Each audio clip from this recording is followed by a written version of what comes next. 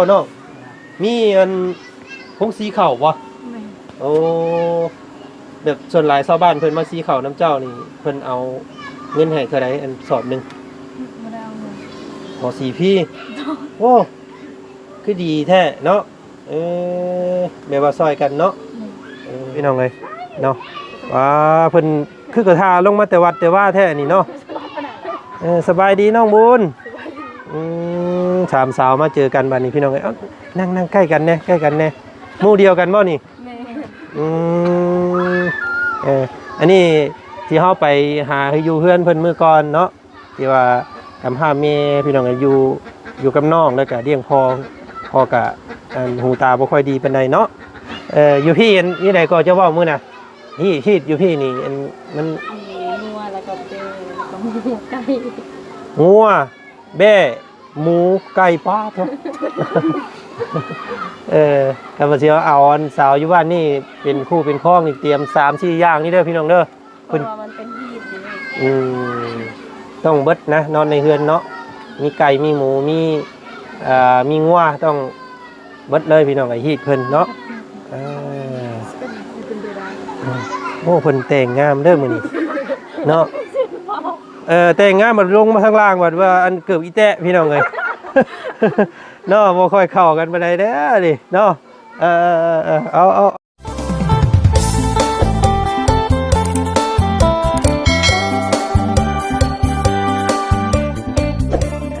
โอเคพี่น้องเนาะก็รอคิวโอ้ยเนาะคิวยาวขนาดเด้อ2สาวเพิ่นตอนนี้พี่น้องเอ้ยเนาะสบายดีเนาะ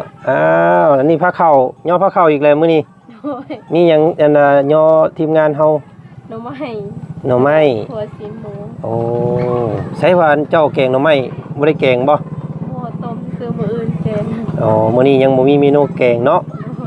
มีโอกาสได้พาน้องสอนเพิ่นมานำมื้อนี้เนาะเพิ่นสิมานอน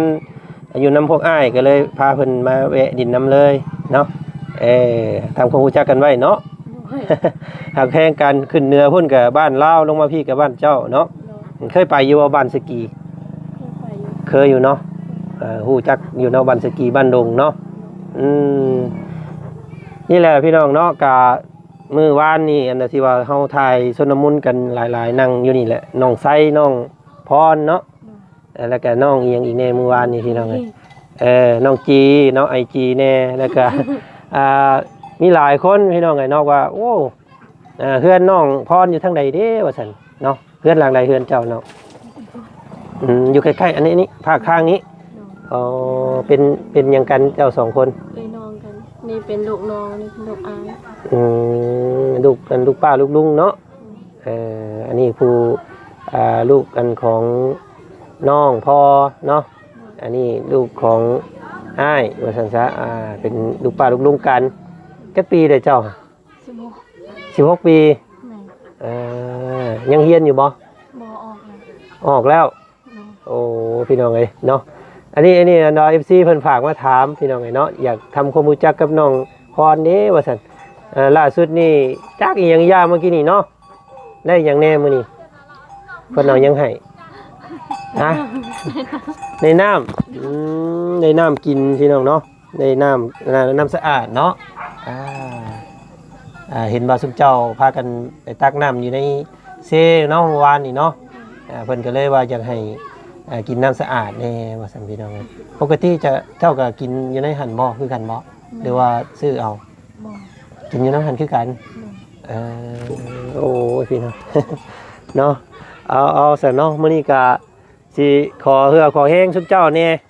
เนาะสิให้เอิ้นเด็กน้อยในบ้านนั่นแหละเนาะชาวบ้านเพิ่นพอดีทางอาจารย์ลาวเฮามีมาม่าเนาะมีมาม่ามีอันมาม่าหลายกล่องเติบได้พี่น้องคือสิได้คบกันอยู่บ่หลายคนชาวบ้านเจ้าเนาะเด็กน้อยหลายได้พี่น้องเอ้ยสิพ่อกันอยู่บ่เด้บ้านนี้เนาะพ่อบ่พ่อก็เอาตามที่มีเนาะน้องเนาะเดี๋ยวจังพากันมาแจกซอยอันว่าอาจารย์เพิ่นพี่น้องอาจารย์เพิ่นมีอ้ายใจดีเนาะจากฝั่งไทยเพิ่นฝากให้เอียงพี่น้องไงเนาะต้อนเด็กน้อยเนาะเด็กน้อยผู้ใหญ่แล้วพี่น้องก็เบิดกันแล้วทำมาเนาะผู้ใหญ่ก็อยากคือกันเนาะอัน น้องพรเฮียนฮอดปอใด คนบ่ซอกแล้วก็ออก โอ้แสดงว่าเฮียนสูงกว่าน้องมันหัวอีกได้นี่น้องหัวปสามเนาะ อ่านภาษาไทยเป็นบ่ เป็นอยู่ ได้อยู่เนาะ ดู อ่านเป็นเขียนเป็นเนาะ ดู โอ้เก่งนี่สิพี่น้องเอ้ยเนาะส่วนหลายอันคนลาวเฮานี่จะอ่านภาษาไทยเป็นแบบอัตโนมัติเนาะเพราะว่าเฮาเบิ่งข่าวเบิ่งโทรทัศน์เบิ่ง YouTube อีหยังก็แม่นของไทยเบิดเลยเนาะอืมเพลงนี่เจ้ามักเพลงใดอยู่ไทยฟังเพลงไทยแล้วว่าเนาะเออมักเพลงหยังน้องพรก่อน ส่วนหลายนี่เฮาเบิ่งข่าวนี่เป็นของไทยเบิดเลยพี่น้องเนาะแต่บ่แปลกที่ว่าเว้าไทยเว้าหยังได้เนาะเจ้าก็ยังน้อยอยู่เนาะยังโสดคือกันเนาะพี่น้องเอ้ยเอาก็พาพี่พาน้องมาเบิ่งมื้อนี้ก็ได้พาน้องสอนมาดินน้ำแล้วก็อันนี้อ้ายกินหากะมากินนี่น้องเอ้ยเนาะอย่าว่าซั่นซี่เด้อ ได้น้ำทั้งนี้ก็ได้น้ำทั้งน้องเพิ่นก็ได้น้ำเนาะอันนั้นเฮือนเราพี่น้องเฮือนอยู่ข้างๆตรงนั้นเนาะเดี๋ยวจักมือจักวันก่อนสิให้เราพาเมื่อเบิ่งเฮือนเนาะน้องพรนี่อันFC เพิ่นหลายคนอยู่เนาะอยากทำความรู้จักกับน้องพรแน่ว่าซั่นเนาะกับน้องพรน้องวัวเนาะน้องเนาะ มื้อนี้ใส่ชุดสีดำเบิดซองเลยพี่น้องเอ้ยเนาะบ่เจนกับสีดำคือกัน ฮ้อนเนาะมื้อนี้ฝนตกอยู่แต่ว่าฮ้อนพี่น้องเอ้ยไปสันอันเตรียมโตเนาะมาอันแจกอันข่าวของซอยน้องๆเพิ่นเนาะอันน้องพรนี่มีไอ้น้องจักคนเจ้าลูก สาม 3 มียายคนหนึงแล้วกันน้องชาย อ๋อผู้หญิง2 คน ดู ผู้ชายผู้เดียวเนาะเจ้าเป็นลูก คนที่สอง ลูกกลางเนาะคือน้องหัวเพิ่นลูกใหญ่เนาะมีผู้หนึงอยู่ใหญ่กว่าลูกผู้ที่2เนาะพี่น้องเอ้ย น้องพร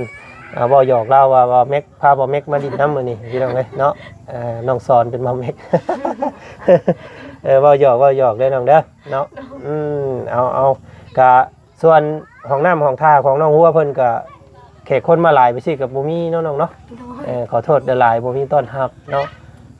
พ่อตู้เพิ่นมาทางไหนพ่อตู้จ้าหลังกอมๆเดี๋ยวถ้าเอามีเมื่อกินเด้อสักหน่อยเด้อสิมาแจกอยู่นี่เด้อระวังเด็กน้อยต่ำเด้อจ้าโอเคอะไรก็โอเคแม่นเพิ่นคนรุ่นตะกี้นี่เพิ่นสิเว้าเจ้าเนาะจ้าเดี๋ยวนี้เดี๋ยวนี้ก็มีคำออกใหม่โดยก็ได้โดยกระทึกเนาะเจ้าก็ได้เคยเจ้าแล้วเจ้าก็โดยเอาว่าเขาว่าเพิ่นก็โอ้คำจังเลยบ่เข้ามาเลยดิเดี๋ยวอีกจังน้อยนี่แหละมาโลดนี่เพิ่นสินั่นแหละเนาะระวังเด็กน้อยอันนั้นเด้อระวังเด็กน้อยอันว่าซนเด้อบ้านนี่อันจักหลังคาพอโอ้ยบ่ได้นับเปื้อได้50ประมาณ50หลังคาเนาะประมาณ50หลังคาเอาเพียงเลยทางเบาเพิ่งเคยลาก็มาแล้วเนาะ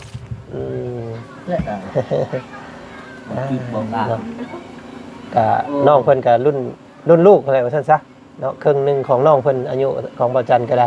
เนาะเกือบ30-40เลยเด้พี่น้องเข้าแล้วเนาะเอิ้นลุงก็ได้เด้อจ้าป้าใส่น้องล่ะอันเตรียมออกมาพี่ก็ได้เด้อเนาะเดี๋ยวอันมันสิค่ำเนาะขอบใจหลายๆเอาไว้เลยเนาะบ่เป็นหยังอิ่มแล้วมื้อนี้พี่อันนี้พ่อตู้เพิ่นเนาะสบายดีพ่อสบายดีน้องอ้อยอีล่ะเนาะเตรียมถามาญาติขนมน้ำเพิ่นเด้อ เข้าโรงเรียนอยู่บ่มื้อนี้ฮะบ่ได้ชอบนี่อ๋อเพิ่นหยุดมื้อนี้บ่ลูกมียังกินแรงมื้อนี้ฮะบ่มีนั่นแหละเป็นมีลูกพันธุ์โอ้พี่น้องเจ้าอยู่เฮือนบ่อาบน้ำจะมาโอ้เด้อเด็กน้อยมาเด็กน้อยหลายบ้านเจ้าเนาะหลายขนาดพี่น้องผู้จักสิถ่ายได้หรือบ่แล้วพี่น้องเนาะถ่ายเด็กน้อยหลายกะ มันปิดคอมเมนต์หรือว่าเพิ่นสิลบออกเองนะเนาะนี่ประตูเพิ่นก็โอ้ยเฮ้ยว่าไงเนาะจักปีแล้วพ่อเจ้าฮะ โอ้ยลายเลย ฮะ ลายอยู่เลย ฮอดบ่50 60 โอ้ชำนาญแล้วกว่านั้นอีก สูบอย่าปลุกอย่าเมานี่เนาะมีไฟอยู่บ่ได้อยู่บ่สูบได้อยู่บ่นี่คาบจะเสื้อเออ เอาพุ่นเลยเนาะอันถ่ายอยู่พุ่นนะพ่อเด้อถ่ายอยู่พุ่นสักน้อยถ่ายอยู่พุ่นก่อนไปนั่งถ่ายก่อนนี่ล่ะเด้อสักน้อยเพิ่นสิแจกอันนั้นพี่น้องเนาะเอ้ยอันเพื่อนเจ้ามีอันนั้นบ่น้องมีอันพงสีเข่าบ่ แม่ โอ้แบบส่วนหลายชาวบ้านเพิ่นมาสีเข่าน้ำเจ้านี่เพิ่นเอาเงินให้เท่าใดอันสอบหนึง บ่ได้เอาเงิน บ่สีพี่โอ้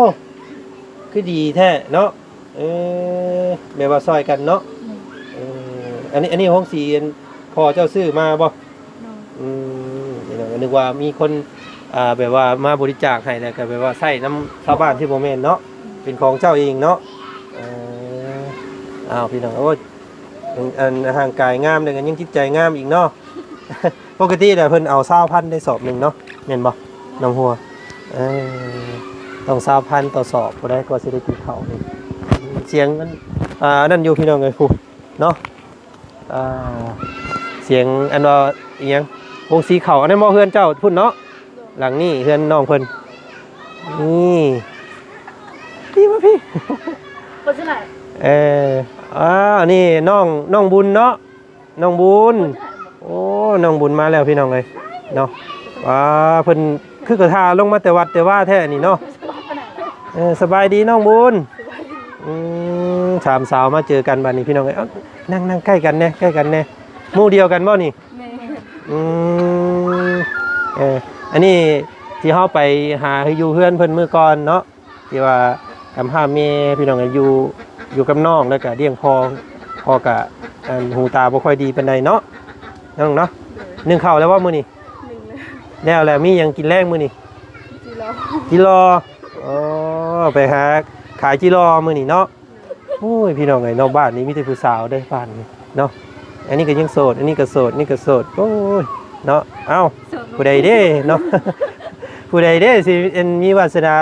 ได้คู่ทางไทยเด้เนาะจักคนเนาะอ้ายเพิ่นหลายเด้ออยู่ทางไทยนี่เนาะคนไทยอันนี้โสดลูกติด ขอโทษเด้อเนาะบ่เป็นหยังเนาะเฮาชีวิตจริงเฮาเนาะน้องเนาะบ่ต้องอายพี่น้องเนาะเฮามีพันธะกะอันยอมรับนี่แหละเนาะไผรับน้องเพิ่นได้ก็รับได้เนาะรับบ่ได้ก็บ่เป็นหยังเนาะน้องเนาะ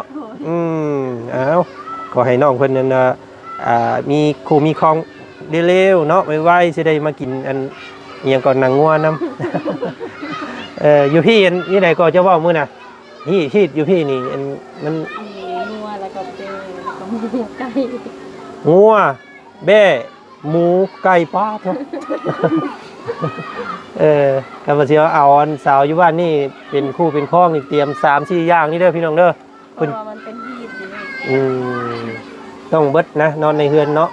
มีไก่มีหมูมีงัวต้องเบิดเลยพี่น้องไอ้ฮีดเพิ่นเนาะเป็นเดือน โอ้เพิ่นแต่งงามเด้อมื้อนี้เนาะแต่งงามบัดลงมาข้างล่างบัดว่าอันเกือบอีแตะพี่น้องเอ้ย เนาะบ่ค่อยเข้ากันปานใดเด้อดิเนาะเอาซะโอเคเนาะเดี๋ยวมาอันแจกอันมีน้ำกันซอยกันเด้อเนาะเดี๋ยวเอิ้นเล็กน้อยมาพี่น้องเอ้ยเอารอสักครู่ให้ทางอาจารย์เฮาเตรียมโตวก่อนเนาะเอิ้นมาเบิดแล้วบ่บ้านผู้ต้องมาแจกอยู่นี่เด้อเนาะมาแจกอยู่เฮือนน้องหัวนี่แหละน้องหัวก็คือสิดีใจแล้วน้องเนาะเพราะว่าได้เป็นกระบอกเสียงให้ชาวบ้านน้ำอีกเนาะหมู่ฮู้จักน้องหัวมื้อนั้นก็คือสิบ่มีน้องพรน้องบุญในมื้อนี้ได้พี่น้องเอ้ยเนาะน้องเพิ่นพาไปแนะนำครอบครัวของน้องบุญเพิ่นนี้เนาะให้ฮู้จักนั่นแหละแล้วก็ตามกันเข้ามาถือว่าดุลเมืองเนาะอันผู้ใดสิได้หยังแน่พี่น้องเอ้ยน้องน้ำน้องเพิ่นสิได้แล้วอยู่บ่ก็ลุ้นกันอีกเนาะน้องเนาะอยากได้ห้องน้ำเจ้ามีห้องน้ำอยู่บ่สะพรมีอยู่เนาะโอ้นี่เด้ไปขอเขาน้ำเล่าก่อนเนาะ เคยเข้า บ่เคยเข้า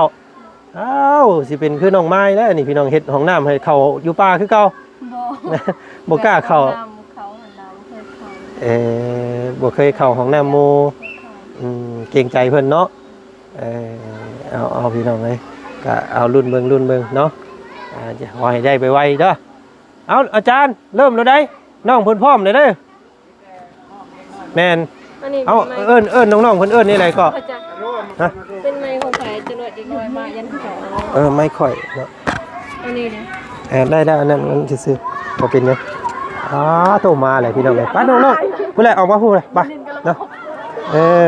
เรียบร้อยแล้วก็สิตามมาเบิ่งเฮือนน้องเพิ่นบ่ โดย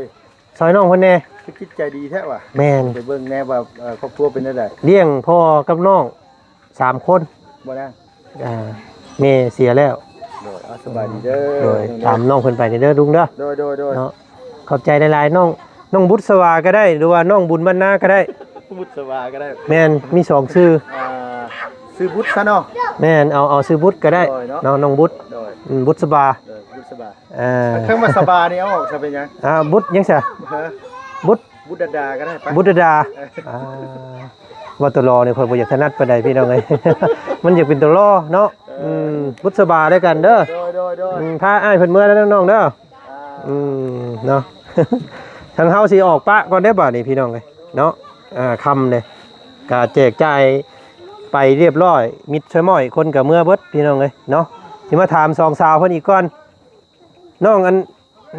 องพรได้มีอยู่บ่ ได้อยู่ ได้อยู่บ่เพิ่นเอาให้อยู่บ่ได้อยู่เนาะได้น้ำมันได้เจ้ากันเนาะมื้อนี้จักแพ็คน้ำ 15แผ่น 15แพ็คโอ้น้องหัวได้25เนาะพี่น้องไงเนาะกินน้องเบิ่งเนาะรักษากินหลายน้ำเนาะกินน้ำเซโอ้ยพี่น้องไงเนาะสมัยเป็นนิ่วได้เนาะ เอากะไอ้สิขอตัวลาก่อนมื้อนี้ค่ำแล้วเนาะบ่เห็นหูเห็นตากันเลยพี่น้องไงนอกจากหน้าขาวๆจนเป็นดำบ่ได้นี่เนาะโอ้ยน้องสอนเนาะน้องสอนแห้งมืดไปเลยพี่น้องเอ้ย มืดเลย คนดำไปซะเนาะลำลาก่อนพากันหามน้ำสิไปอาบน้ำใช่นี่น้ำเซ่ผู้โอ้ยพี่น้องไปเมื่อวานนี่ก้นข่อยเกือบหักเมื่อวานนี่เนาะทางบ่าวบุญเห็นคักดีไงหลังลงเลยตัวเนาะเอาสักมือก่อนสิพาไปเบิ่งการอาบน้ำอาบท่าอีกเนาะการวิถีชีวิตของชาวบ้านเพิ่นหมู่บ้านนี่เกือบจะคูเพื่อนเลยเนาะอยู่หันอาบอยู่หันแบบคำสำนี่และหลายเนาะคนเนาะเอามีโอกาสก่อนจังสิให้น้องๆเพิ่นพาไปเบิ่งไปส้มอีกการอาบน้ำเนาะใส่น้ำเซเป็นรักพี่น้องไงสร้างร่างกายเนาะอาบน้ำเซกับขาวเนาะคนอยู่พี่เนาะ เอาอาบน้ำมันน้ำบาดาลครับค่าก็เตะเท่าวะเนาะน้องสอนเนาะน้ำประปาได้น้องสอนอาบฮะ ดำดื้อ คำน้ำอาบน้ำประปาแห้งดำโอ้ยหมอนี่พี่น้องไงเนาะ ปาสันพี่น้องอันนั้นคือเฮือนน้องอันนี้เพื่อนเนาะอันนี้เฮือนน้องพรอันคือว่ามีอันพี่นางพ่อบอก แม่ พี่นางเจ้าบ่น่ะ โดย แบบว่าเพิ่นแท่งบ่แท่งลูกแบบเพิ่นลูกบ่แล้วดูแล้วลูกได้จักเดือนเนี่ยลูก 6 เดือน หาก็ได้6 เดือน แม่ แล้วหาก็ได้ผู้เดียวนี่บ่ลูกเรา แม่ทางเขาผู้เดียว แต่ก็บ่ย่างน้ำซ้ำเนาะโอ้ยพี่น้องไงเนาะเป็นพี่นางของน้องพรเพิ่นเนาะเราบ่ได้เป็นคนบ้านนี้บ่ เพื่อนน้องพรมีห้องน้ำป่ะนี่ป่ะต้องเข้าเลยนะ เอาพี่น้องไปสัมภาษณ์น้องเพิ่นจนคำเนาะมื้อนี้เนาะก็เรือนน้องพรมีของน้ำอยู่แต่ว่าน้องหัวเพิ่นก็บ่อันเกรงใจเนาะว่าสิไปเข้าห้องน้ำน้ำเพิ่นเลยก็เกรงใจเพิ่นน้องๆเนาะเนาะพากันออกทำออกเฮียนเบิดแต่พี่น้องไงเนาะก็อยากไปเฮ็ดเวียกอยู่ไทยเนาะไปอยากไปว่าเจ้าก็ได้ทำไปนำกันเด้อ2คนเนาะบ่ปะกันเด้อ พอมีหมู่แล้วสะน้องหัวบัดนี้เนาะน้องพรเพิ่นนี่เด้อ กับบ่าวซอนก็อยากไปคือกันเด้น่ะส่วนน้องเพิ่นแน่น้องซอนก็อยากได้งานอยู่ฝั่งไทยคือกันเนาะน้องซอนก็อยากไปมีแต่คนอยากไปไทยเฮ็ดได้เด้บัดนี้พี่น้องเอ้ยเนาะผู้ใดอยากได้อันคนงานเนาะไปซอยเวียกซอยงานมาเฮ็ดบัตรเฮ็ดเบอร์ให้น้องเพิ่นเด้อเนาะจังสิได้ไปเนาะ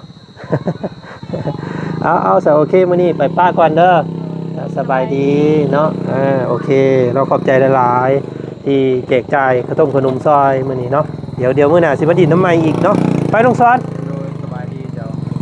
เมื่อหาอำนาจมาท่าก่อนเฮา ไป ฮ้อนเนาะ โดย ฮ้อนรถก็เปื้อนเลยพี่น้องเอ้ยแต่ละคนหมุนเนาะน้องสอนเพิ่นขอมานอนน้ำมื้อนี้พี่น้องเอ้ยมาดินมาเอ็นเนาะไปสิมื้อหาเปิดห้องใหญ่ไว้ได้เสมอนี้เนาะพี่น้องเนาะเอาโอเคภาพมันก็สิมัวๆแน่บาดนี้ค่ำแล้วพี่น้องเอ้ยเนาะนี่แหละภาพเพื่อนซ่านของน้องเพิ่นโอ้ยุงหลายเด้ปุ๊บปับเลยยุงเนาะกลางค่ำกลางคืนนอนบ่กลางมุ้งนี่โอ้ยพี่น้องไอ้มุนมาแล้วเนาะเอากะมื้อนี้ก็พากันค่ำกันมืดอยู่นี่คือเก่าพี่น้องเนาะก็อยู่หน้าบ้านเฮือนซานของน้องครัวเนาะพี่น้องเนาะนี่แหละพี่น้องไอ้เนาะเป็นสาวที่เป็นผู้สาวลูกติดเราว่าพี่น้องเอ้ยเนาะก็น้องเพิ่นก็ได้เป็นจนมีพันธะเนาะก็เอาพี่น้องไงก็บ่ว่ากันเนาะเรื่องการยาห่างมีกันทุกคนว่าซั่นซะพี่น้องไงเนาะก็ขอมกขอบใจเบิดสุขุสุคนที่ให้กำลังแรงใจน้องเพิ่นเนาะสู้ๆก็เศร้าๆน้องเพิ่นก็ได้พี่น้องไงเนาะก็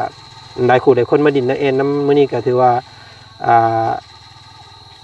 ยิ้มแย้มน้องเพิ่นก็ได้ดีใจที่ว่าได้เป็นกระบอกเสียงเนาะมื้อนี้ว่าซั่นพี่น้องไปลาแล้วซั่นพี่น้องเอ้ยสบายดีสวัสดีเด้อมื้อนี้เนาะ